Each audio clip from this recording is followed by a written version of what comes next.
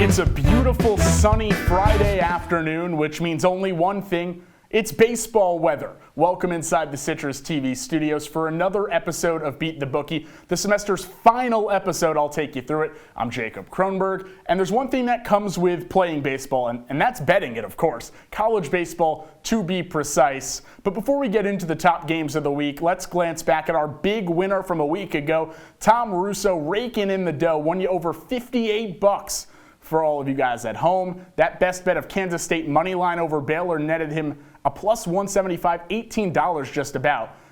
And that's a big win on a tough year for us here at Beat the Bookie. If we take a look at the standings throughout this year, Tom at the top with his second go-around. He, Pat, Cooper, and Will, the only who finished positive so far. There's a lot of negatives on there. And wait, they get worse. I know I had a bad performance in basketball. Our low man, Tyler Melito, at losing just about $66 in 1 week. He's lost over half the negative total for us this year. I'm going to try and bring that all back. And we start in Knoxville, Tennessee. The number 4 Vols looking to add on to what's been their best season since 2005. They had a trip to Omaha that year. They play number 1 Arkansas. That's number 1, the best team in the country, the Razorbacks, for a reason. They're tied atop the SEC standings at 17-7 each.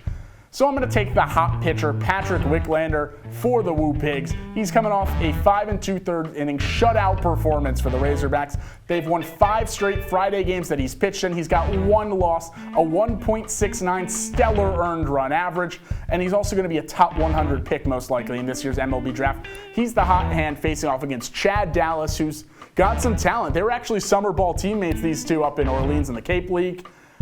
He had a rough time out last time. 4 runs allowed in his last outing. He doesn't have a scoreless performance this year. Give me Arkansas at minus 130, $13 to win 10 on the nation's number 1 team. And we stay in the SEC, and we check out another ranked matchup at Swayze Field. Number 2, Vanderbilt. Number 18, Ole Miss. They duke it out. The easy answer here is betting on Kumar Rocker. He's a top 3 guaranteed pick in this year's upcoming MLB draft. Leads the nation in punch-outs. But Ole Miss has the second most strikeouts per 9 as a team hitting-wise this year, so the numbers add up in Vandy's favor. But the real reason I bet on the Doors today, the Rebels' ace Gunnar Hoglund has been ruled out of the season. He needs Tommy John, unfortunately. He would have been a top 10 pick. They send another All-American to the hill in Doug Nikhazy, who's got a really lethal combo of breaking ball fastball on that side. But Vandy does it all offensively as well as Kumar on the bump. And they're only minus 120, 12 to win 10. On the Commodores. And the nation's best conference, believe it or not, has our final big game of the week as well. Number 9 Florida hosts unranked Georgia. I think this UGA team is extremely underrated, and they've slightly underperformed this year. They were the number 2 team in the country a year ago, and then you lose an Emerson Hancock and a Cole Wilcox to the draft for good reasons. Ryan Webb, no slob. The veteran lefty is going to take care of business on the bump today. The Gators' top 2 bats, left-handed guys. And Webb not only is going to benefit with that matchup, he holds all hitters to a sub-200 average on the season. That's really good. And on the Florida side, they've been all over the place pitching-wise. Their best pitcher, in my opinion, Hunter Barco, pitches on Saturdays. And then Jack Leftwich has been in the bullpen since the beginning of the year. They've been splitting guys. On the mound today, it's Tommy Mace. I just don't think the talent's there for him as a Friday starter. Give me Georgia at plus 125. That's also my dog of the week. Got to go with the Bulldogs, plus 125. So we'll sprinkle $10 there. Now for some of my personal picks on the day. Starts in the ACC with 15th ranked Louisville on the road in Chapel Hill. And UNC has been a disappointment this year, to say the least. Aaron Sabato left for the draft last year as a draft-eligible sophomore. Their returning shortstop, Danny Soretti, was supposed to be a stud, and he's hitting 220. It's not going to cut it.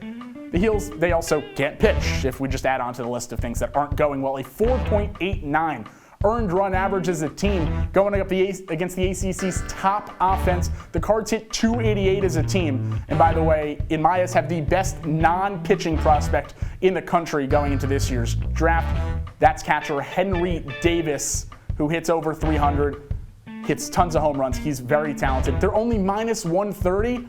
Take the Cards, $13 to win 10.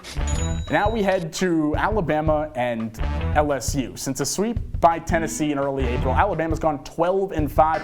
That includes a tight series loss to Vanderbilt, who's the nation's number 2 team. Bama, they're not one of the best in the country, but they're one of the hottest teams in that stretch. Zane Denton and Peyton Williams at the top of the order, both hitting well over 300, and they're playing really a lackluster LSU team that I think is overrated. They lost Jaden Hill at the beginning of the year, so they don't have a true Friday starter. Bama is even money, plus 100. Give me the Crimson Tide. And yes, this is baseball, Bama LSU, not football. And then my final personal pick swings over to the Big Ten. I'm riding the Wolverine southpaw, Stephen Hajar, over the number 21 ranked Indiana Hoosiers. He's pitching to a stellar 2.88 earned run average coming off Tommy John surgery last year. He's got a great bullpen behind him, Willie Weiss, Isaiah Page, both low 2 ERAs. And Michigan, they've won 4 straight series openers. Those are the Friday games for those of you at home. And Stephen Hajar's been on the bump for all of them. Let's go with the blue at minus 145, $14.50 to win $10. And now let's get a lock of the week. We'll travel down I-81 a bit to Charlottesville, where Virginia hosts Wake Forest. This is a pitching matchup between 2 top 10 strikeout arms in the country. Andrew Abbott for the Hooves and Ryan Cusick for the Deeks. Abbott does not get enough love. This guy is underappreciated, underloved. I would have taken him in the second round of the MLB draft last year. He's a talented lefty. He's got good movement, great velocity, and if he can keep the ball in Disharoon Park, he's had a bit of a home run problem. The Cavs will have it wrapped up. Wake only wins games off the homer. They lead the ACC in long balls, but somehow hit 11th in batting average. They're not a good team, frankly. Roll with Abbott and the Cavaliers. We'll sprinkle a little extra on a minus 130 line, $22.50 to win $18. And now time to get funky with the final bet of the Beat the Bookie season. I want to win us enough money here to break even on the year to make up for all my colleagues' tough performances. This is a 7-team parlay. We start with, they're all money lines. We're going to start with FSU over Clemson. We're going to double up on the Arkansas and Vanderbilt and Georgia bets. We'll take UCLA minus 220. That's a night game. They've got a really good offense over there on the West Coast. FAU's an underdog at plus 125. And then Pittsburgh over NC State at minus 120. That $5 bet will win you over $305 today. And, you know, we're trying to have some fun. We're gonna put Beat the Bookie in a plus this year. So let's take a look back at everything we've got. Arkansas over Tennessee, Vandy over Ole Miss. Got to take the nation's top 2 teams. The upset, the dog of the week, Georgia takes down Florida on the road. And then Louisville over UNC should be easy peasy lemon squeezy. Alabama, even money against LSU, great value there. Michigan takes down a ranked Indiana team. I love Hajar. Virginia, that's your lock of the week.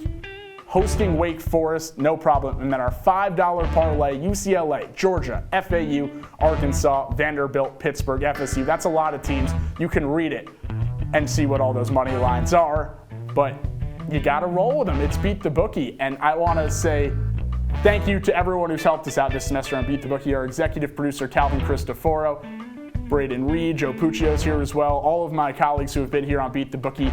I hope to win you some money this week. Thanks so much for tuning in. I'm Jacob Kronberg. This has been Beat the Bookie.